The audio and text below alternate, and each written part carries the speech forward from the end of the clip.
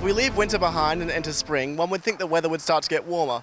But around Perth, the cooler weather seems to be sticking around rather stubbornly. To investigate and figure out why this is, I've contacted Neil Bennett. This winter has been the coolest in over 20 years for Perth, so in that aspect it is quite unusual. But it's not breaking any major records, although a 20-year cool period is something that we haven't seen for a long time, obviously. But the actual weather that's produced it isn't all that unusual. We've had a series of cold fronts moving up from the southwest. That's fairly typical for winter.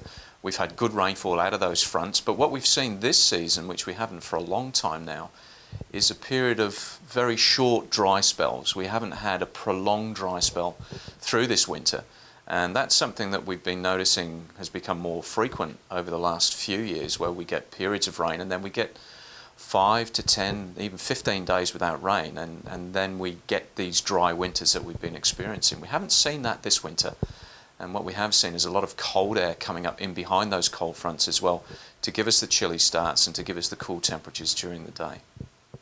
What is the cause of the weather patterns around Perth lately? One of the things that we've noticed about the winter so far is the fact that the sea surface temperatures off the Indian Ocean, particularly out over the northern Indian Ocean, have been much warmer than normal.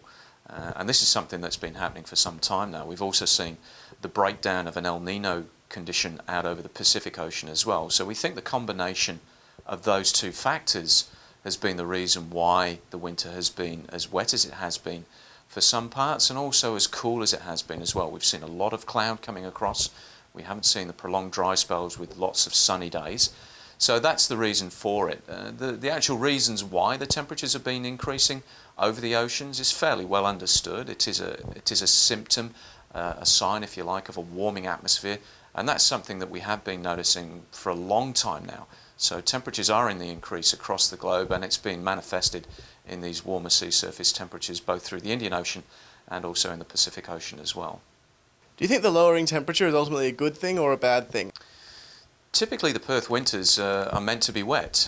We've actually experienced rainfall that's just a little bit below average in Perth for this winter, which may come as a surprise. So it may also come as a surprise as well that Perth will get a wetter winter than Melbourne and a wetter winter than London. So we do need these long rainy days to charge our dams up, to charge the aquifers, to give the rainfall to the crops out in the wheat belt as well. So it is essential that we get these wet winters. Otherwise, conditions do become very difficult for farmers and also for people in the metropolitan areas as well. And indeed, the Water Corporation has made steps towards future-proofing Perth by putting out things like the desalination plant and moving to recycled water as well, because there has been a trend over the last 30 to 40 years of the rainfall decreasing through the Perth area in the winter months. This has been something that's taking us back to our average, but it's still a little bit below average.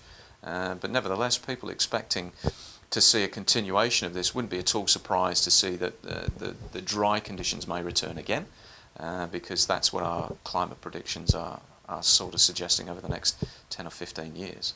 The Bureau does produce a 3-month forecast on top of its 7-day forecast that we do on a daily basis. So the 3-month forecast comes out once a month.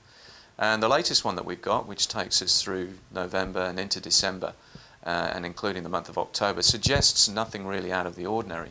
We are expecting to see the rainfall continue in a normal trend, and we're also expecting temperatures to be close to average as well. So there's nothing in our models to suggest anything out of the ordinary over the next 3 months.